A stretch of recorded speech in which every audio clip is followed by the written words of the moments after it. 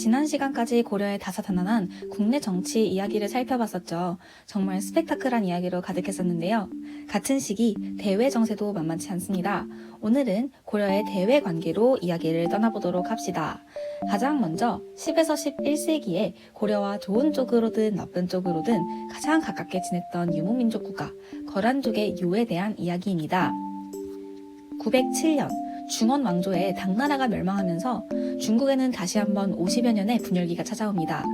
907년부터 960년까지 이어진 중국의 분열기를 우리는 5대 10국이라고 부릅니다. 그런데 중국이 혼란스럽다는 건 바꿔 말하면 북쪽의 유목민족이 똘똘 뭉쳐서 단결하기 딱 좋은 타이밍이라는 의미거든요. 그 전에는 뭉치려고 할 때마다 중국이 강력한 카리스마를 가지고 이를 저지할 수 있었지만 이젠 그럴 수가 없으니까요. 그래서 5대 10국 시기 야유라보기를 중심으로 통합을 이룬 거란족은 국가를 세우는 데 성공하니 그것이 바로 거란족의 요나라입니다. 요나라의 성장은 어마무시했습니다. 요는 건국 10년 만에 발해를 멸망시키는 데 성공했고요.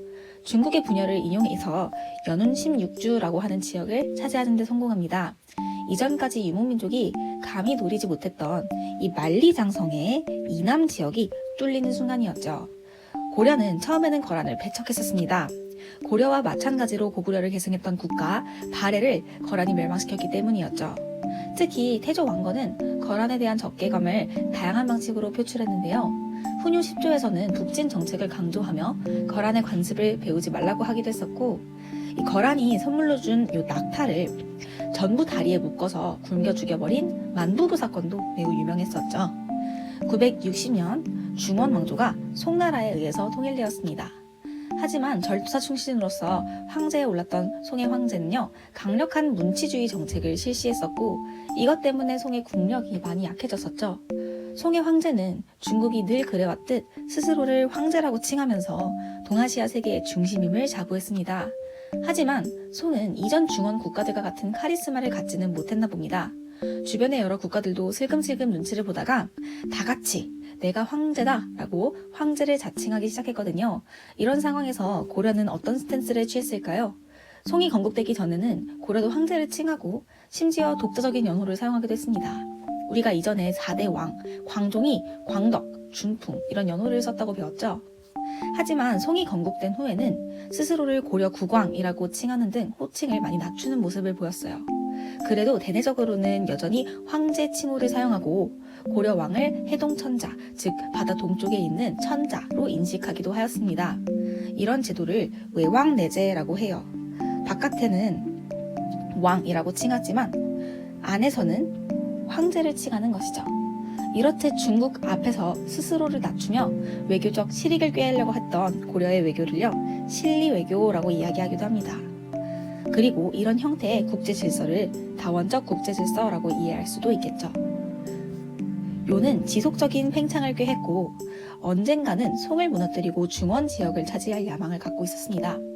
하지만 막상 송과 전쟁을 하려고 하자니 송과 친선관계를 맺고 있었던 고려가 큰 걸림돌이었죠. 요가 송과의 전쟁을 개시하면 언제든 고려가 뒤에서 공격해올 가능성이 있으니까요. 결국 요는 배후를 안전하게 하기 위해서 고려를 침공하게 됩니다. 당시 거란은 압도적인 무력을 자랑했기에 싸워봤자 고려가 이길 가능성이 희박했습니다. 이에 고려 조정의 대신들은 대부분 요에게 영토를 일부 떼어주는 것으로 이들을 달래고 화친을 맺을 것을 주장했죠. 하지만 요의 침입 목적을 정확하게 파악하고 있던 서희는 이런 대신들의 반대를 무릅쓰고 거란 장군 소손영과의談판에 나섭니다. 이것이 그 유명한 서희의談판이랍니다. 먼저 여러분, 잠시 영상을 멈추고 이 만화의 내용을 읽어보세요. 다 읽으셨나요? 그러면 소손영과 서희의 주장을 정리해보도록 하겠습니다. 먼저 소손영은 고려가 신라를 계승한 나라이니 고구려의 옛 땅은 바로 거란의 것이다 라고 이야기를 했습니다. 하지만 서희는 이것에 대해서 아니다, 고려는 고구려를 계승한 국가이다 라는 사실을 분명히 하며 반박을 했죠. 그리고 소손영은 고려가 송과 친하게 지내면서 요와 관계를 통하지 않는 것에 대해서 불만을 제기했습니다.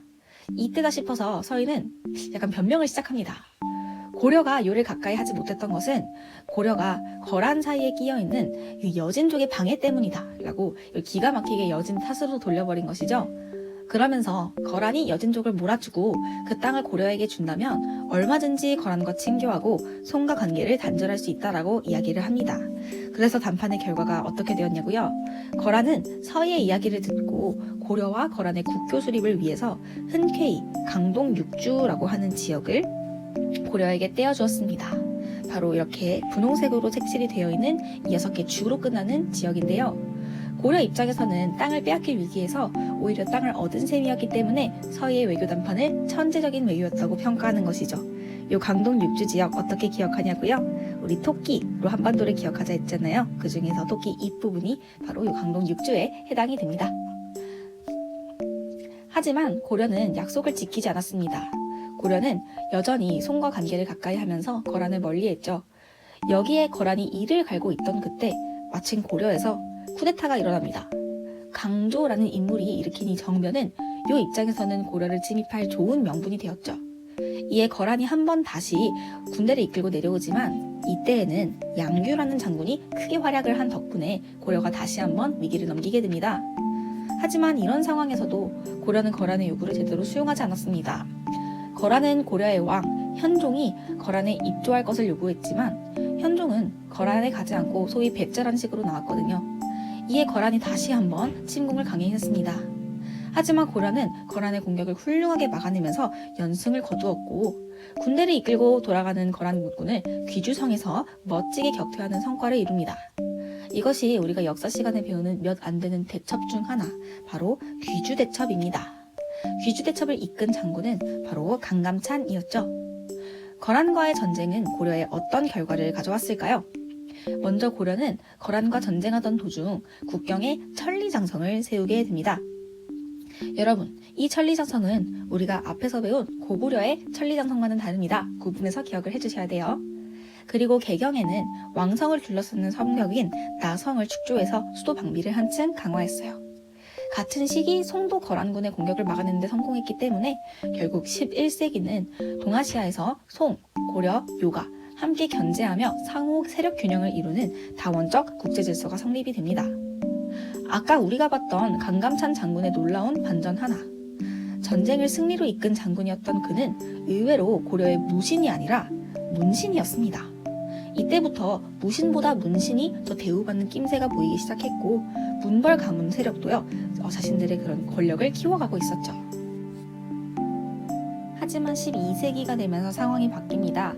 아까 봤던 이 지도에서 고려의 동북 쪽에 자리 잡고 있던 작은 민족이 바로 금인데요. 사실 이때까지만 해도 엄밀히 말하면 금이란 국가를 세우기 전이기 때문에 여진족이라고 부르는 것이 조금 더 정확한 표현일 것 같습니다.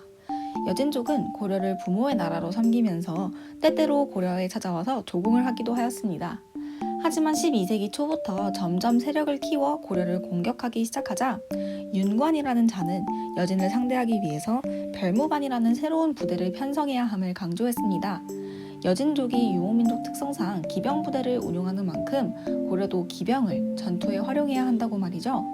별무반은 보병으로 이루어진 신보군, 기병으로 이루어진 신기군, 그리고 특이하게도 승려, 즉 승병으로 이루어진 항마군, 이렇게 3개의 부대로 편성이 되어 있었습니다. 그렇게 여진의 침략을 잘 막아내는 데 성공을 하였죠. 참고로 이때 크게 활약한 윤관은요, 앞에서 봤던 강감찬처럼 문신이었고요. 숙종이 경원이 씨 세력을 견제하기 위해서 기용했던 대항문벌 가문이라고 제가 이전에 간단하게 언급했었죠. 여진을 몰아낸 고려는 그 지역의 동북 구성을 축조하였습니다. 하지만 이 지역은 여진족의 근거지이자 매우 중요한 지역이었기 때문에 여진은 때로는 고려를 공격하면서 때로는 납작 엎드려 싹싹 빌면서 이 지역을 돌려달라고 무진장 간청을 해옵니다. 고려 입장에서는 여진족을 상대할 전력이 부족하고 또 워낙 여진족이 강하게 요구를 하니까 못 이기는 척 결국 1년 만에 동북구성 지역을 돌려주게 되는데요. 이것이 고려의 결정적인 실수가 됩니다. 여진은 고려에게 동북 구성을 돌려받은 것을 양분 삼아서 쑥쑥 성장해 나갔고 결국 1115년에 여진족 추장 아구따를 중심으로 금을 건국하기에 이릅니다. 자신만만해진 금은 예종 12년 고려의 형제 관계를 요구했고 심지어 인종 4년인 1126년에는요 금을 임금으로 고려를 신하로 하는 군신 관계마저 요구를 하게 되었습니다. 당시 고려 조정의 대신들 대부분은 반대했지만 이런 4대 요구에 찬성한 사람이 있었으니 그것이 바로 이자겸이었습니다. 이자겸은 자신의 권력을 안정적으로 유지하기 위해서는 금과의 전쟁을 피해야만 했습니다. 결국 4대의 요구를 이자겸의 주도로 받아들이게 되었죠. 같은 시기 금은 송과도 전쟁을 치르고 있었는데요. 문치주의와 내분, 왕실의 사치로 군사력이 약해질 대로 약해져 있던 송나라는 결국 금나라의 공격에 밀려서 수도를 빼앗기고 남쪽으로 천도하게 되었습니다. 1127년 송이 근거지를 남쪽으로 이동했을 때부터를 우리는 이전의 송나라와 구분짓기 위해서 남송시대라고 부르게 됩니다. 12세기 동아시아의 주요 변화를 정리해볼까요? 먼저 금이 성장해서 송이 남쪽으로 밀려났습니다. 남송시대라고 얘기했었죠. 그리고 금은 이후에도 서하 등 여러 주변 국가들과 군신 관계를 체결했었죠. 고려는 금과 군신 관계를 체결했을 뿐 아니라 금의 압박에 의해서 남송과 공식적인 외교 관계를 단절할 수밖에 없었습니다. 이로써 북으로 진격해 고구려의 옛 영토를 회복하자는 북진 정책의 정신도 사실상 막을 내리게 되었습니다. 하지만 이렇게 영원할 것만 같던 금의 천하는 100년을 채 못 갑니다. 드디어 그들이 도래했죠. 바로 몽골의 위대한 정복자 칭기즈칸을 시작으로 형성된 거대한 몽골 제국입니다. 몽골 제국은 고려의 역사에 어떤 영향을 미쳤을까요? 몽골 제국은 1206년 칭기즈칸이 부족을 통일하면서부터 엄청난 속도로 팽창하기 시작했습니다. 이들은 여진족의 금과도 전쟁을 벌였는데요. 몽골이 금나라를 공격하자 금의 지배를 받던 거란이 반란을 일으켰다가 몽골에 쫓겨 고려의 국경을 넘는 일이 발생합니다. 고려는 몽골군과 연합해서 거란을 공격하였고 이 사건을 계기로 몽골과 고려가 국교를 맺게 되었습니다.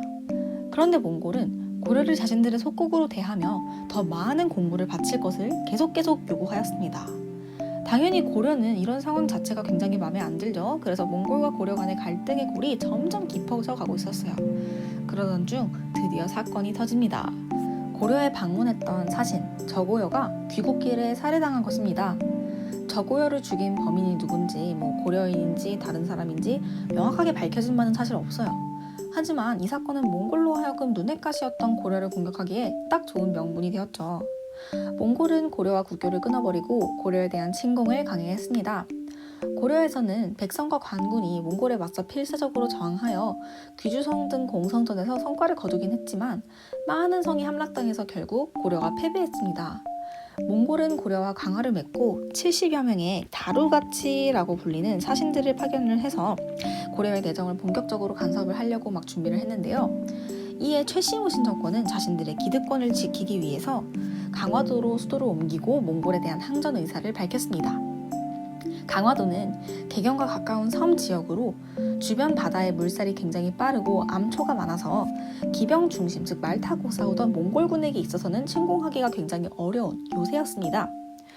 고려 정부는 민심을 모으고 불교의 힘으로 몽골을 물리치며 대몽항쟁의 명분을 내세우고자 8만 대장경이라고 하는 대장경판을 조판하였습니다. 하지만 전쟁은 쉽게 끝나지 않았습니다. 몽골 기병은 전국을 침공하면서 우리 국토를 쑥대밭으로 만들었는데요. 거란의 침공때 조판했던 초조대장경, 그리고 신라 경주에 있었던 황룡사 9층 목탑이 이때 불타서 사라지기도 했었습니다. 고려와 몽골 간 전투 중에서 몇 가지 핵심적인 사건들을 알아볼게요. 먼저 1232년에 처인성 전투입니다. 처인성은요, 오늘날의 용인시에 위치해 있는데요. 에버랜드가 있는 곳이죠.